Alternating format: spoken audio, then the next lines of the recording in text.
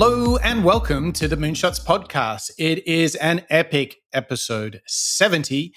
I'm your co-host, Mike Parsons, and I am joined once again by the man himself, Mr. Mark Pearson Freeland. Good morning, Mark. Good morning, Mike. How are you doing at your home, working away remotely? I know we are definitely in a work from home studio situation, but we're not letting all the crazy in the world get to us.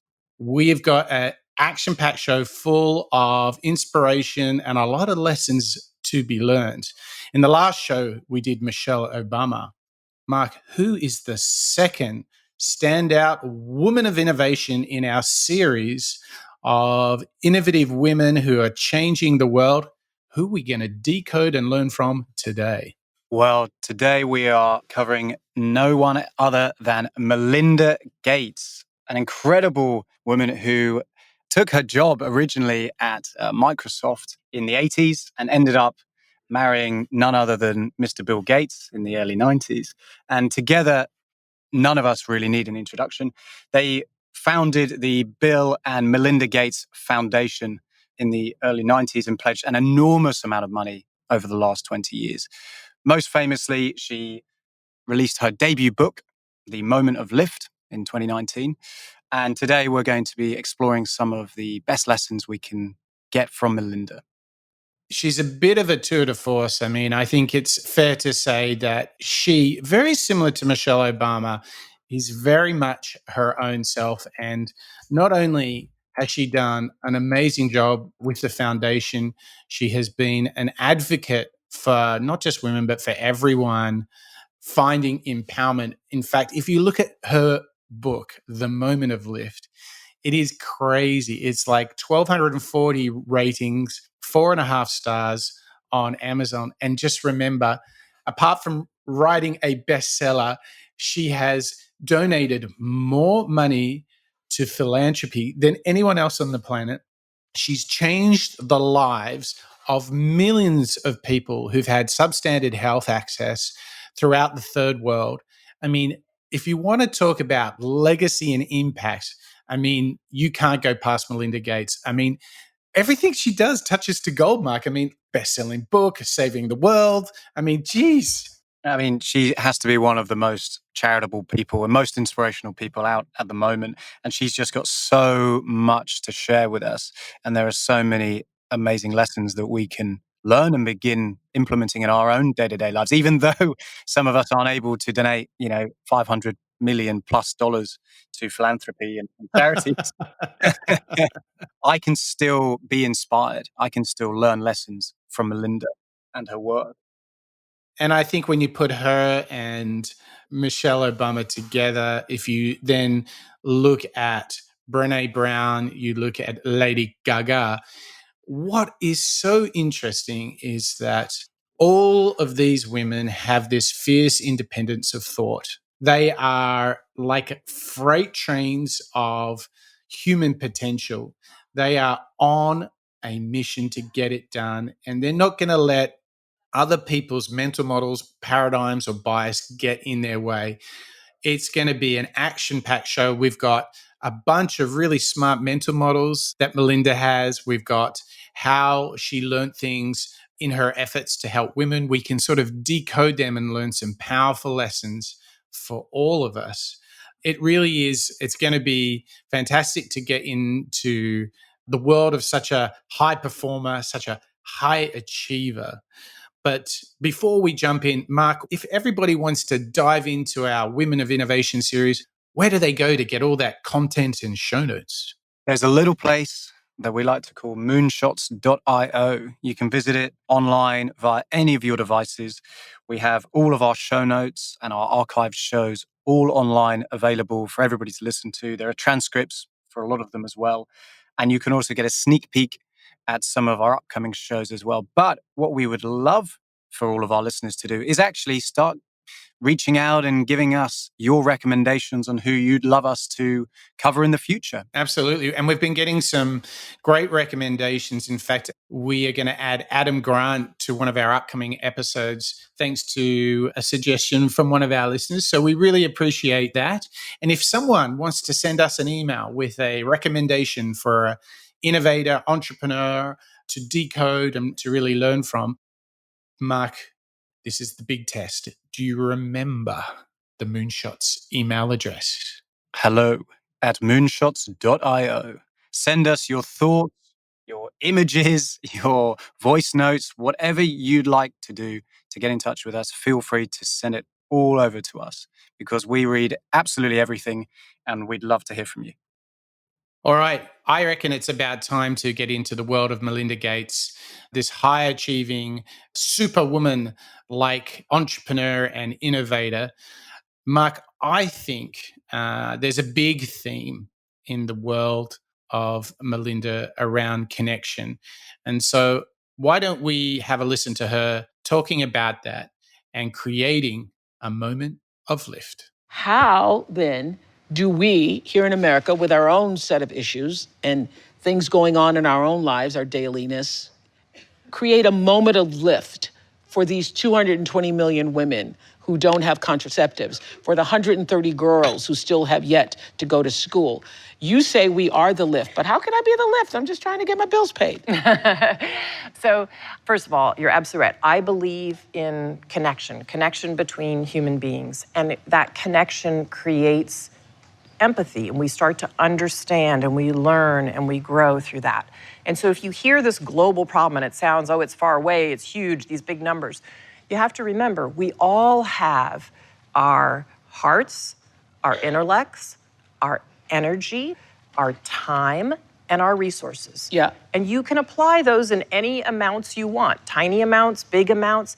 But what I tell people is just get connected, understand what the issues are, read about them, connect with somebody else who's working on them, decide you're going to volunteer time. Even in your own community, you'll see the difference that education makes in your own community for a girl. And whether it's even working in your community. Look, our U.S. school system's pretty broken. I'm out in the U.S. school system a lot, so you've been out quite a bit too. Yes. But when you start to do that work and you put drops in the bucket of connecting with people and understanding other people's lives, you start to see how you have personal talents that you can contribute. This is a great reminder for us all to be aware of what we're doing in our lives as our own individuals. It's very, very easy to get caught up, whether it's in social media, whether it's in the media, news sites and so on, where we're pushed in one direction or another. I think very, very similar to actually one of our favorites, Brené Brown, but also Michelle, this idea of authenticity is really, really coming through here in what Melinda has to say. By being authentic, you're giving others the permission to go and be themselves as well. What she actually was making this fascinating connection there that if you go out and connect with others, it helps you discover your superpower, your skills, the value that you have to offer. So you can't do it in isolation as a lone wolf. I mean, she's essentially teaching us here that connectivity with others is the source to getting things done, to having impact, to being the best version of yourself. And I think this is so true. Like when I think about when I have an idea and then I share it with you, when I share it with any of my teammates or clients, it always comes back 10 times better.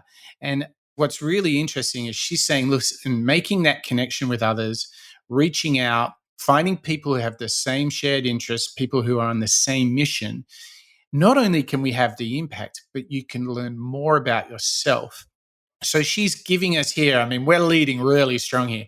She's essentially saying, like, the first principle of success is connection with others. That's pretty strong lead, right? That's a pretty great superpower. And I think it's easy sometimes to get stuck, as you were saying, in your world, and it's easy to forget to connect to others. And I think maybe at this time, here we are in April 2020, I think there is a very pertinent, a very relevant reminder to connect with others. Absolutely. If you're all isolated, whether it's because of the current situation, or in fact, if you just isolate yourself, this idea of connection, this drive and encouragement to connect with others to be successful in life is fascinating. And you're right, it doesn't just be limited to our working situation, but our home lives, our friends, our families. Connecting with one another is how we will thrive and strive. So, what's this next area you think we can jump into to learn from our famous Melinda Gates, the ultimate connector, the creator of Lyft? Where do we go next, Mark?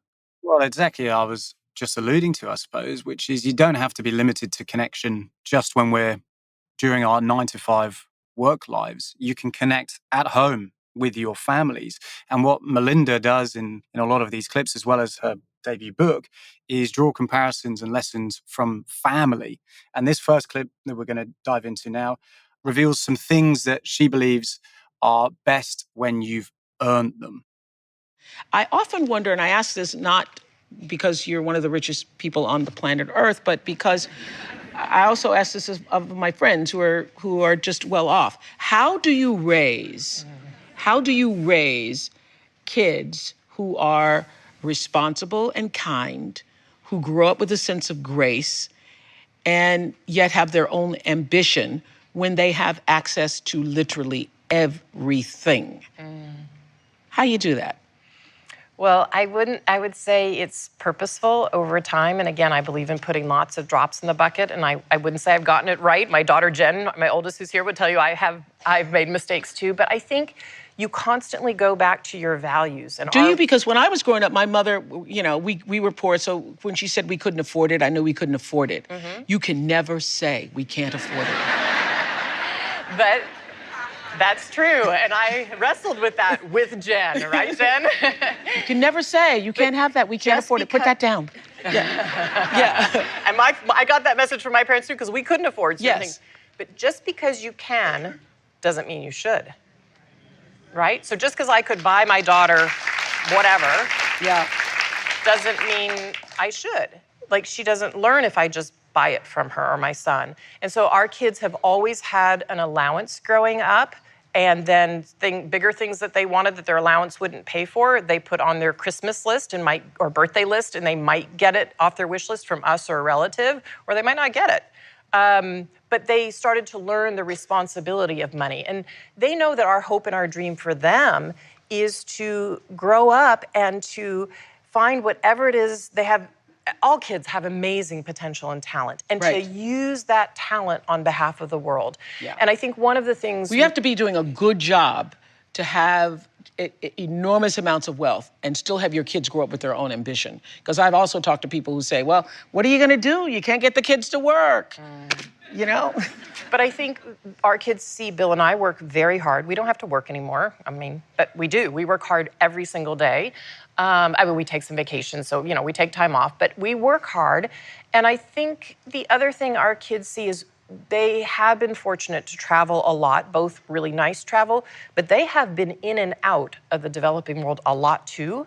And so they see, even from age 10, I started taking them out. They see how lucky they are. Lucky, not just to be in our family, lucky to have grown up in the United Jen's shaking States. Her head there, right? Yeah. Right? Yes. Because I think if you're a girl born in the United States, you're already one of the luckiest girls in the world. Absolutely. If you look at the rest of the world. Yes. Woohoo! Just because you can doesn't mean you should. I think there is a huge lesson in this, Mark. Melinda is putting her finger right on the spot here. This is all about earning things rather than being entitled to them. And what's really powerful here is she's saying there is nothing better than working hard and earning something versus just consuming something because you're entitled to it. And I think what I'm taking out of this is you hear her talk there. And yes, she's sitting there with Oprah and all that, but you can hear in her voice, you're not left in any doubt that her and Bill work hard. You're not like, I reckon they're taking it easy. You just need to look at how much work they do in their foundation. There's no way they're doing that part-time. But what's really interesting is she's challenging the people around her, in this case, her children, and she's exposing them to the real world outside of this, and they're not living in a bubble. And I think this is such a powerful lesson because they're not sitting on a pedestal counting their dollars. They're working hard still every single day. She even says she doesn't even need to work, but she chooses to. For me, what I relate to this is when you choose your work, when you're happy to put in the hard work, as Cal Newport would say, the craftsman approach, all right? The mindset of being prepared to put in hard sweat and tears to get the job done. I think their success shows you the potential outcome of it. What a powerful thought, Mark. Just because you can doesn't mean you should. Well, from a day-to-day experience, and I'm sure all of the listeners can agree as well, and Mike, I'm sure you've seen it dozens, if not hundreds maybe of times in your career. When you put in the hard work, you can sit back afterwards and know that you tried your hardest. And this is what I think Melinda's trying to remind or possibly inspire her own children to see. It's one of the most valuable lessons I think we can learn when we all go to work and when we begin growing up in our lives. Whatever you put in, you're going to get something else out of it. It's quite a simple formula there. So instead of this expectation of, wow, I'm, I'm maybe one of the children of the most powerful and generous couples in the world, I don't really need to do anything going forward. Actually, it's the other way around. What Melinda and Bill are doing is inspiring their own children to go out and be the very best that they can be, to go and be ambitious, to go out and maybe continue to make the world a better place. And eventually, when their children have written their books and you and I are covering their children on the Moonshots in another 30 years or more, maybe, we can draw the same comparison. No matter how much you work, you want to be authentic. You want to put in the hard work to get something out of it. So, how do you, Mark, like when you're trying to put in the work and really earn it, sometimes we face those moments where like, oh, how do you push through those moments? How do you do it? Well, I must admit, I have been in that position before when I think, oh no, I'm going to have to work hard on this one. And the truth is, I think it comes with remembering, speakers and role models a little bit like, Melinda, what she's saying here, which is have the long-term vision, have the awareness that I don't want to get to a point when I look back at what I've done and wonder, oh, could I have done it a little bit better? Could I have worked that little bit harder? Could I have awoken a little bit earlier or stayed awake a little bit later in order to dot the I's and cross the T's and put in that extra bit of work? Because I want to, not only for my future children or colleagues, but actually for myself, I want to know that I've put in the hardest work that I can so that the result I get is going to be the best that I believe it should be. I tried to think about my legacy. I always like, how do I want to be remembered? What contribution do I want to have made? And so when I'm lacking motivation or feeling like for example, I finished last night, my last client call finished at 9 o'clock in the evening. And I had been probably working for 13 hours maybe in a row.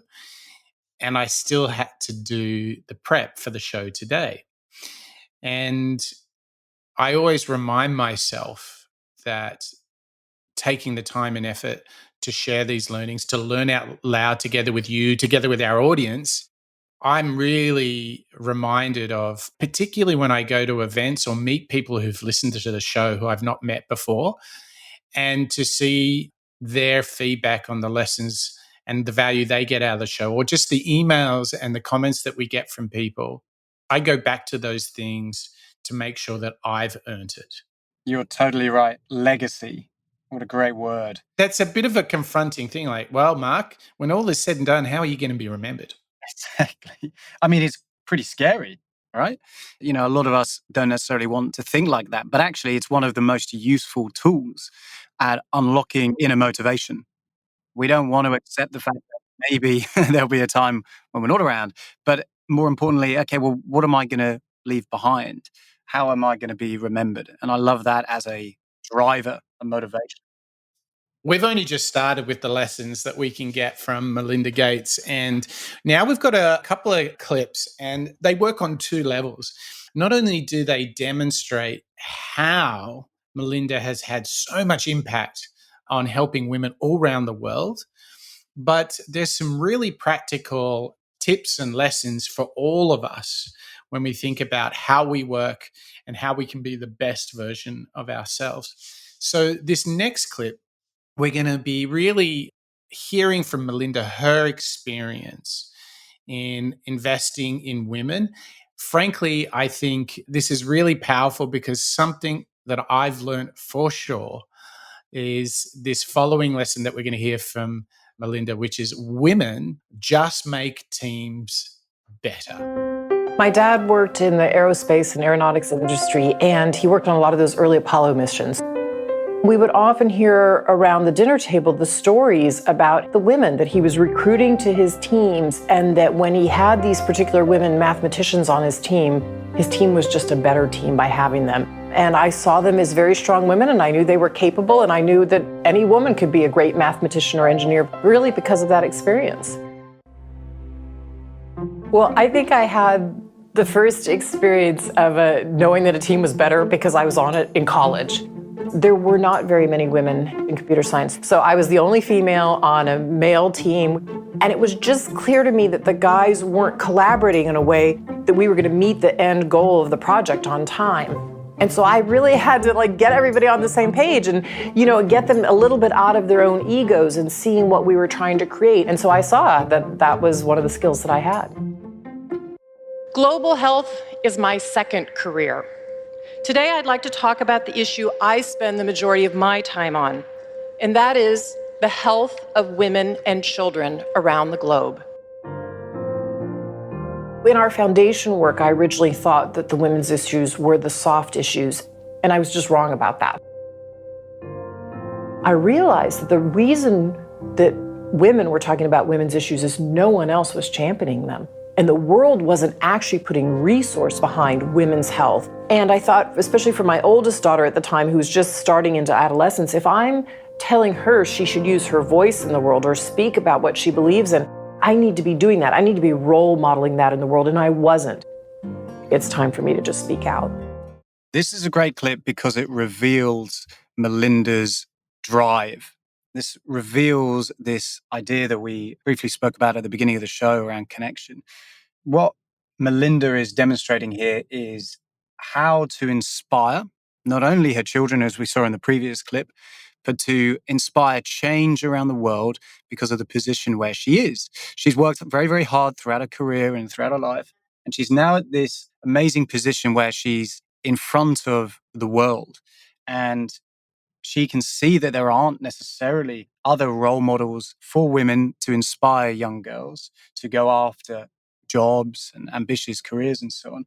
Because for us, there's a lot of inspiration in the male space for sure. And what Melinda's seeing here and what she's calling out is actually we need to inspire young girls. We need to create these models so that we create this new avenue in the future for our children to chase and go after and be themselves. And look, practically speaking, she touches on the fact that when you have a multidisciplinary, diverse team, it's just better. And I want you to think about, Mark, in our working lives, think about all the women that just make us better. I mean, imagine if you and me and the guys were left to our own devices, if we didn't have Bridie, Florentina, Ina, Julia, Christina, all these women that make us so much better as a team. I mean, we would be a complete mess, Mark. I guarantee you, if we for some reason we're forced into that situation, it would not be good. Because we get a huge amount of guidance, everything that we do, whether it's rereading something that we've written or helping us make a big decision or even be inspired in the first place. These women around us drive us forward and make us better. But also it's equally true in our personal lives, our wives, our sisters, our mothers, our daughters. All of these inspirational people drive us and make us better people. And more balanced as teams, more considerate. There's a lot there. But there's another part to Melinda's thinking. We've acknowledged the work that she is doing for women, but actually, there's something that we can all get into, and we're going to get into it in this next clip, which is actually what she is demonstrating is this fierce, independent thinking that we're celebrating and learning from her, but also to put that thinking towards making deliberate decisions about who you want to be in the world. So, we're going to study that lesson right now through Melinda Gates talking about the challenge that women like her have in defining and relating to the concept of being a feminist. One of the hot topics we were just speaking of is actually in your book, which I thought was really fascinating, the topic of feminism. Mm-hmm. And I don't consider myself a feminist because I don't think conservative pro-life women are really allowed to. And you actually, at one point, struggled with calling yourself a feminist. So what issue did you have with the word, and what does it mean to you now? Well, first of all, I believe we're allowed to be anything we want to be in society. A mother, a working mom, a mom who does work. And I did struggle with the word at first. I got asked it about 25 years ago, was I a feminist? And I think a lot of negative things got attached to the previous generation of feminists by the other side who didn't agree with that women should be all things in society could be. But when I take my own definition of feminism, and what I know to be true is women should have their full voice and decision-making power in their home, their community, and their workplace. Mm-hmm. To me, that's a feminist, and I am absolutely a feminist. I think, again, what's a great lesson here is you define the meaning behind words yourself. You define your own interpretation, your own behavior, and your own response to situations in life. And I think the lesson that we can get out of that, and the reason why I think that clip is a really powerful one, is it removes any biases that may exist in that space. And it inspires us to go back to our jobs and think, okay, well, how can I make it a little bit better? How can I perhaps behave in a different way or be inspired to a different direction so that I can make that positive change in my day-to-day work with my colleagues and my family and so on? So, Matt, let me put you a bit on the spot here. How do you take that thinking of be who you want to be and stop trying to be what others want you to be? Where do you start with a process like that for yourself personally? It is a challenging one. It starts, I think, with Simon Sinek's Start With Why, to be honest. You know, going back to one of our favorite books and certainly one of our most popular shows on the Moonshots podcast, if you understand who you are and why you do something, not only as a business, but as an individual, as a colleague, as an innovator, it helps you define and, I suppose, align yourself to the direction that you want to go in. So if I want to uncover who I want to be, I just need to think back to why do I do things? Why am I making a change in the lives of those around me? I mean, Mike, to turn the mirror for a second, how do you challenge yourself in that regard? I guess trying to be my true self comes from trying to capture moments where I feel like a really high level of flow. And I don't want to say that things feel easy, but I feel very confident and comfortable in the moment. It might not be an easy moment, like it might be intense, but that's when I try and maximize my day around that. For example, in my early career, when I was running advertising agencies, I often felt the need to, a really simple thing about being myself is I found myself dressing like I was a CEO. And as many of you already know, is like I'm the king of t-shirts now. And I just feel more like myself when I dress in a more minimal, less formal way. That's just who I am. So that's one way of like looking at where I'm the most comfortable and confident in the things that I wear. I write down all of the little mantras that I find in life that I feel really resonate with me. And I have this little list here. I'm going to read you some of them in my famous to-doist list. I know we've actually had several of our listeners email like, what is this to-do manager that Mike always talks about? It's called Todoist. So you can go to todoist.com. It's a great multi-platform app. I love it because it's on every device, updates in the iCloud. It's all good. But let me throw a few of these at you just for fun, Mark. These are just mantras that I've found that help me be myself. Active body, active mind. I once saw this video on YouTube with a Navy or Army commander saying, whatever you do every morning, make your bed. Because if everything else fails, at least you know you made your bed and you can come back and start again. Like, do your most important first work. As you well know, I'm very famous for doing deep work in the morning. Focus on things that matter. Stress relief starts with breath. I mean, I could go on and on, but these are all little things I've captured along the way that are true to me. And so I write them down so I can remember them, I can come back to them. And I even have a daily reminder to read one of my mantras. You're totally right. And in fact, just to give you the feeling of camaraderie, I'll read you a couple of mine from my Todoist app as well. All right, hit me. Come on. What do we got? Just a couple things, again, that repeat daily to help keep me on track. These are a little bit more direct things that I need to put in my mind all day long. Stay focused, work as hard as you can. What's your ultimate goal? What am I working on? Am I on track? And what's my big, hairy, audacious goal of the week? I can work through those and I remember each of them every day. And I think, okay, am I doing it? Who am I? Am I staying true to my original goal? I think it's great. Hairy, audacious goals. Yes. Maybe I can use that one. I think that I can use that reminder. Well, there you've got it. Okay. So far we know it's about connection, being almost a gateway to becoming the best version of ourselves. We know we've got to work hard and earn it. We know that, look, by default, women in teams, things just get better. And taking it to this highest level of learning from Melinda Gates is we know that if you have independent thinking, you can use that with laser-like focus on being who you want to be and not what others want you to be. Well, that's the first half, Mark. That is already a ton of learnings. Melinda is giving Michelle Obama a run for her money on the rate of learning. Are you ready for the second half of the show, Mark? I am, and I hope the listeners are too. Now, before we get to that second half of the show, I'd like to invite all our listeners and to remind them, if they're enjoying the show, they're halfway through Melinda Gates, I would ask that if you're commuting or you're at home, if you've got a chance, jump into your podcast software, your podcatcher of choice, leave us a review. It's a really helpful gift from you to us because it helps more people find the show. We get more feedback, and frankly, it just keeps us inspired and motivated. So if you can jump in and give us a review, rate the show, share it with a friend, we would deeply appreciate it.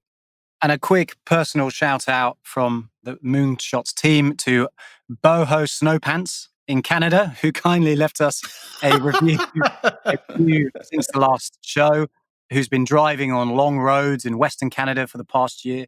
And you've worked through much of the back catalogue. We just want to say a heartfelt thanks, not only for leaving us a review, but more importantly, for being with us through the journey and hearing all of the points of view and the lessons that we're taking from some of these innovators. That's the best user handle I've heard in some time, Mark. Let's now do a big exploration into some of the mental models, how Melinda Gates really framed some of her thinking. So we've done a lot on some of the behavior side. Now a chance to look at some of the way she thinks, some of those mental models that have led to her incredible contribution and impact.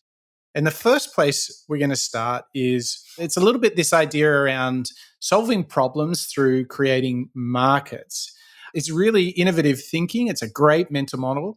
So what we're going to do now is we're going to jump in to the world of Melinda Gates and get some inspiration about how to make a difference. Some of these huge childhood deaths that are going are because we have vaccines that don't get out to the developing world. We have solutions, but others are like rotavirus, a huge diarrheal disease. We don't get it essentially here in the United States, or you don't die of it in the United States if you're a child. Let me say that. You get it, but you don't die of it.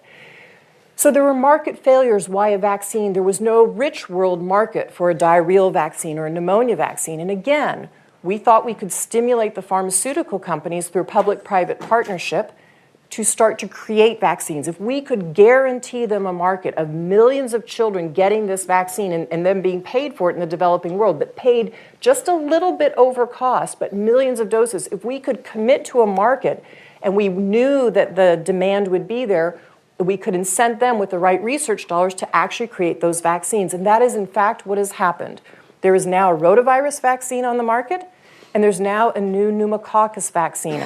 I was in Kenya over a year ago, and it was less than a year from when the new pneumococcus vaccine came out, and it was being rolled out in Kenya with the right strains from Kenya. And what that means is that when I was growing up in the early 1960s, 20 million children died every single year. So when you look at all the children that are born in the world, 20 million die. Now, the majority of those deaths happen, of course, in the developing world. And Bill and I said, well, that shouldn't be. But the way we track whether we're making progress is, are those childhood deaths coming down? And I'm happy to tell you that last year there were less than 7 million childhood deaths because of that innovation of vaccine being taken to the developing world. This is a great clip because it reinforces the value of data, the value that Melinda is bringing up here to all of us, not only as listeners, but also as policymakers in some of these governments, is that when you do look at the hard data of before and after, whether it's healthcare or maybe even you're tracking a campaign, for example, in your job, when you look at that return and you look at the positive benefit of whatever it is that you've instigated, that's a pretty useful reminder that, oh, it has increased since I began. And it's a great milestone and tracker to have in your mind or have in your campaign or day-to-day work, which I think is very, very valuable. And I think it's incredible the work that Melinda and Bill did. But I think you and even you and I can use it. Yeah, well, let's dive into it even further. What she really taught us then is that the reason why the vaccines and the medications, the treatments weren't being issued is that the pharmaceutical companies didn't actually see a market. They couldn't see it. So, what her and Bill did is they literally aggregated and put that market together. So then the pharmaceutical companies were like, okay, then this is worthwhile. We can afford to produce this treatment. And how smart is that? They didn't try and create a new treatment. They thought about it in a different way. And this is so much the power of thinking differently. What they did in analyzing the problem is they saw all that they needed to do is to present a total market opportunity and to incentivize that market. And the pharmaceutical companies came to the table. So what's interesting here is many people will think, wow, we need to create a vaccine or a treatment. What Melinda did is she was able to say, no. All we need to do is create the right incentive in the market, make sure that the total addressable market is presented in the right economic way. And the other guys, the pharmaceutical companies, will actually come to the table. Such a great way of thinking differently about a problem. You're totally right. So by approaching a problem that maybe we can all see, and maybe people have come before us, trying at it in a direct angle, when you start thinking about it in a different way, when you approach it from a different angle, that's when you might be able to see something get chipped away. Oh, I love it. And they obviously saw it in what you mentioned in the data, but then this was how they processed it. And it's very similar to how governments will create tax incentives to stimulate a market. Let's take a classic one, electronic vehicles or solar panel installation. Most of our listeners will be familiar that in a lot of Western markets, governments have said, look, if you buy an electronic vehicle or you put on some solar panels, there's actually a big tax break in there. It's the same thing, but they've appropriated that market making mentality and put it into healthcare. And for centuries, no one's done that. And then they just came through thinking differently, looking at the data. And I know Bill is huge on data. He has this mantra. If you go to moonshots.io, we did a show on Bill, and his big mantra is you get what you measure. So what you can see is that they're bringing their entrepreneurial thinking into healthcare, and it's really disruptive. It's creating amazing results. But Mark, the lessons don't stop there with mental models. What else have we got from Melinda? Well, this next clip is pretty fascinating. And again, I think it's a great inspirational moment. It's all about puzzles. Think about puzzles and how all of them that we do in our lives are like metaphors to how we work together. We come back to the puzzle, and we are going to do this puzzle. And what I learned from that is, A, we both like puzzles. And we like them because they're challenging and they're interesting. And there's some similarities about what we both like about puzzles. But if we're going to do a puzzle together, we now do ones that are 600 pieces, because you can do a 600-piece puzzle in one sitting. And today we do puzzles that we don't have a picture for. That's our favorite. They're often wooden. If you're doing a picture that's, say, of Napa Valley, completely irregular shaped edge, there might be a whole vine that goes around it and you don't know it. There might be pieces where there's straight edges in the middle of the pieces where the puzzler has left holes in it. We love those puzzles. And that's a good metaphor for me about how we work together and how I think about problems, which is, with a puzzle, you always know that there's an end solution, that the person who created one of these jigsaw puzzles has an end thing in mind, and you're going to get there. But along the way, you're going to experience a lot of frustration. You're going to have to look at things from different points of view. So sometimes Bill's working on shapes and I'm working on colors. Sometimes we switch. Sometimes we'll notice something the other person doesn't notice. Sometimes you'll have a different perspective. Sometimes you'll step away for a while to get a different perspective, and you'll come back a few minutes later. But you have to trust yourself when you're doing a puzzle that you're going to get there. And you have to push through the frustration. And to me, that's part of the fun. Oh my gosh, Mark, this resonates with me so much. I mean, what we're hearing is so many lessons, like treat everything like a puzzle, work collaboratively, look at it different ways, and just embrace a challenge as an opportunity to solve a puzzle rather than let it overwhelm you with stress or anxiety. I mean, you really get this immense sense of curiosity that Melinda has about any sort of problem. And actually, if you reflect on the last clip, they just looked at a problem in a different way and came back. I mean, they saved 13 million lives. Like, holy smoke. I think if we see everything as a puzzle, that's almost, there's fun in that solving of that challenge. I think there's a lot to learn in treating things as a puzzle. One of the great takeaways I take from Melinda's clip is take frustration at maybe not finding the puzzle piece, not being able to get policymakers to listen to you or approach a problem in a different way, and use that to your advantage. Use it as inspiration. Use it as a driver to get you to that next point, to look at things from maybe upside down or walk away. I mean, for me, if I'm ever frustrated with something, maybe I'll go for a long walk or a nice run, or I'll put it down to one side and sleep on it. I won't think about that problem for the next 12 hours, let's say. And I'll wake up and I'll have another look, and maybe I'll see something different that I haven't seen. But another great insight is what Melinda's saying, which she'll use Bill as a great sounding board. You know, like you and I do at work, one of us might go away and write something or create a solution that we think is great. But then the value of communication, the value of connection between human beings is coming up again here, which is once you work on something together, it's only going to get better and better. Yeah. And I think as I kind of decode and think about this a bit, there was also a subtle reference there where she was saying, look, if you know everything's a puzzle and that there is always a solution for your puzzle. I mean, I think a lot of the things that stress us out is when there's an unknown. So if you can build this growth mindset, this mindset of everything's a puzzle where there is a solution. There's always a solution, because don't you find yourself like when you're faced with a new type of problem, part of the uh-oh feeling is because you're like, oh my gosh, like I have no idea how to fix this. I've never seen this before. Don't you think that's where that moment of truth is, where we're like, uh-oh. Oh, yeah.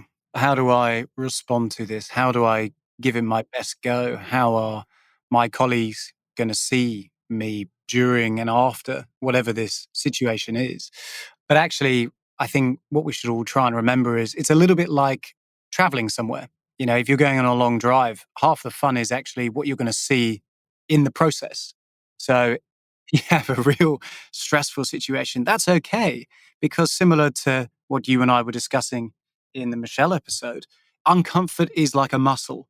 You've got to rip it a little bit to then get it stronger again. And much like Linda's saying here, if a puzzle is difficult, that's great. If you're getting frustrated and you want to hurl it across the room, that's great too, because you'll come out at the end and the reward will be so much greater. And so it's almost treat challenges as they come your way as a chance to, okay, this is just a puzzle and I just need to try some different approaches to solving this. Already that sort of puts you at ease. And I wanted to share like a muscle that I didn't have at the beginning of my career that I've now got is whenever a challenge comes your way, the quicker I dive into the puzzle, to use Melinda's metaphor, the quicker I jump into the puzzle and get a feel for what it is, then already I start to get some inspiration about possible solutions. What I have noticed is when I haven't done that, my anxiety about a challenge or a problem is much higher because I haven't even really scoped the puzzle. So what happens is I'm thinking, oh, maybe this, oh, I don't know. But actually, I often feel a great sense of relief when I dive into a challenge and go, okay, well, that's not as bad as I thought it was now that I've got into it. And well, I haven't solved this before, but I know I've solved some pretty nasty problems in my life. So I'm sure, like, you see what I'm doing? Like, it's really interesting. If you just attack everything like a puzzle to be solved rather than stepping back as a challenge that might like harm you, like, it's such a different posture, isn't it? I like that way of thinking. You can apply that again at home or at work or anything in your life. Instead of it being this impossible to describe or impossible to contextualize scenario or situation that you instantly feel uncomfortable because you've never been in this situation before. Instead, it's like a puzzle. It's like a jigsaw. You've picked it off the shelf or it's come your way and you just have to look at it, take a breath. Maybe we walk through a doorway as you do, Mike, and take that big inhalation and breath and steady yourself. And then look at something and say, okay, well, this is okay. I can have a go. I can see how I respond to it over time. And again, similar to what Melinda was saying in our earlier clip, you get out of things what you've put in. If you work hard at putting together this jigsaw puzzle or putting together a solution or a proposal to a client or a government or a colleague, then you're going to feel so much more empowered and enriched afterwards because you know that you've put absolutely everything you can into it. And I think that is a real valuable insight that Melinda's saying to us here. A question for you, Mark. When you've got a brand new challenge, let's say, as what I'm going to imagine for most of our listeners, it arrives in your inbox. The email comes in and you're like, uh-oh, okay, puzzle time. What's the first thing you start to do? Like, take us through, like, how do you break it down in order to, like, use our best Melinda Gates thinking? I think the first thing I would do is reread it a couple of times, make sure I've understood it. Maybe I'll go away and perhaps research or Google anything that I don't 100% fully grasp.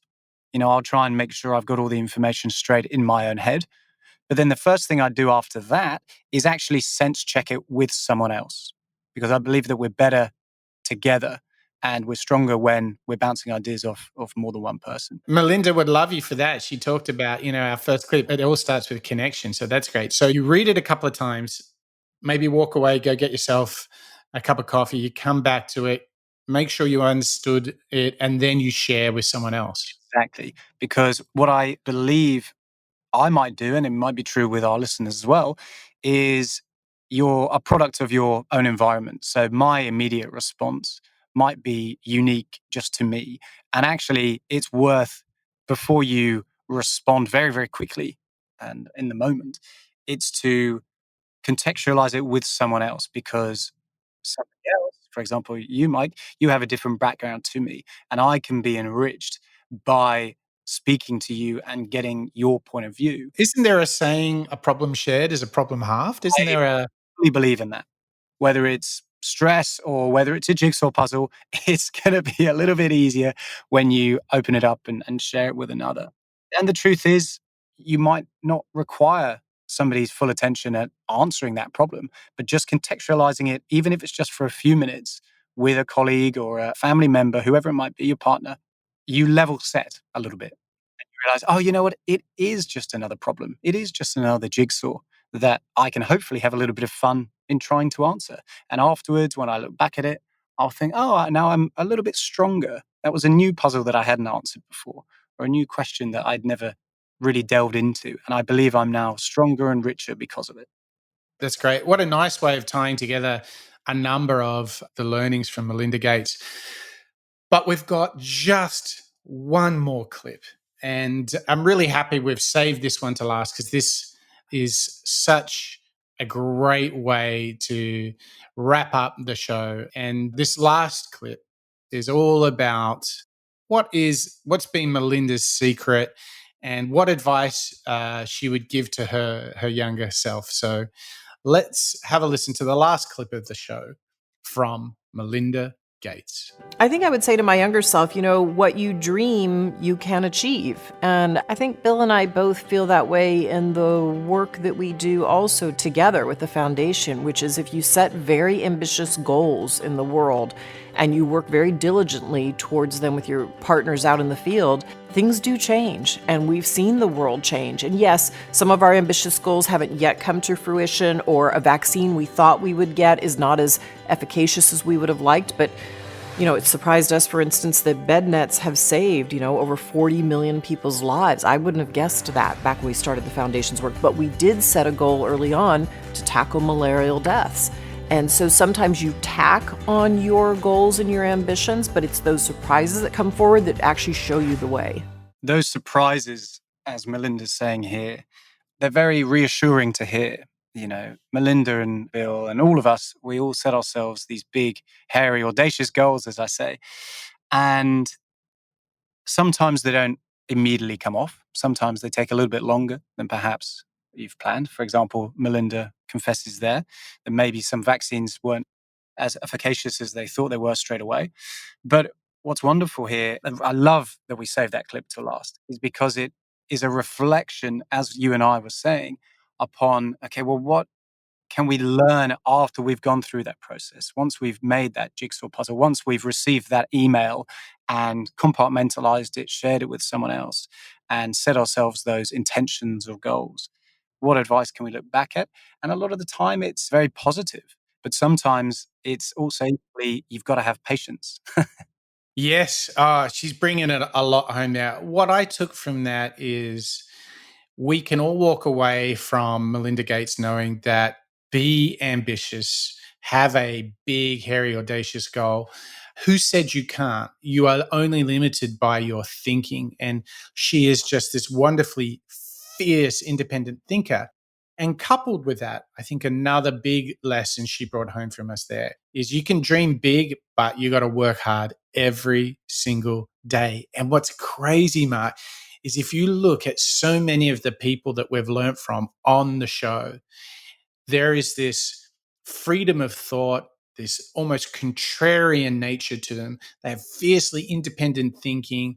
And yes, they have ambitious goals, but they are paired with hard work every day. There is no such thing as an overnight success. And I think as we zoom out here and reflect on this whole raft of learnings from Melinda Gates, she has taught us that when in doubt, connect with others. Make sure you work hard and earn them. If you're building teams, make sure you got a bunch of women there, just like we do, because they make you better. And make sure you are being who you want to be and employing some of the best mental models, thinking differently, and treating every challenge as you try to achieve that ambition. Treat every single challenge as just a puzzle. You know there's a solution. It's just a puzzle. Just work your way through it. I mean, what a body of advice that we can take from Melinda Gates. How many practical lessons did we find in studying the world of Melinda Gates, Mark? So many. And the truth is, we've only been able to cover a few of the clips and only an hour of delving into Melinda's life so far. We could run a number of podcasts on Melinda herself. So I advise everybody to go and pick up Melinda's debut book and really get into the amazing work that Melinda's done. But I think that's a great summary, Mike, of the key lessons. I love this inspiration of working hard, be disciplined, but also be connected. But think differently. Don't just work hard doing what everyone else is doing. Like the way they solved those health problems by making the marketplace rather than creating a new vaccine. I mean, that was great think different philosophy, right? So good. If you can't make that change, then create that different market. I love it. Now, Mark, where should everybody go if they want to dig into the show notes for this wonderful episode on Melinda Gates? We'll be uploading the show notes and the transcript into moonshots.io. And again, you'll be able to find all of our archive shows, including Lady Gaga, Simon Sinek, Cal Newport, Brené Brown, and last week's Michelle Obama. And remember that we are not finished with our Women in Innovation series. We've got one more titan to come, none other than Arianna Huffington. So be sure to tune in. I'm really interested in what we can learn from Arianna. She's definitely had several chapters, if you will, to her life, the entrepreneurial story, the life balance story. There's so much in the Arianna story for us. I can't wait to dig into the Arianna Huffington show. Whew. Mark, I think we're there. I think we're much better for it. What a great set of lessons. I'm inspired, and I'm going to go and continue my day with Melinda on my shoulder, helping me through. Good on you. Thank you to you, Mark. Thank you to all of our listeners. We really appreciate all the feedback, all the ratings, all the shares, all the likes, you name it. This is the fuel that keeps us going. So as we're all working from home in this new reality, in this new normal, we can't tell you how much it means to be able to share these lessons, these thinking models with all of you all around the world, from Canada to Ghana to Sydney to New York and London. We thank you all for being part of this show and this community. And that's a wrap for the Moonshots podcast.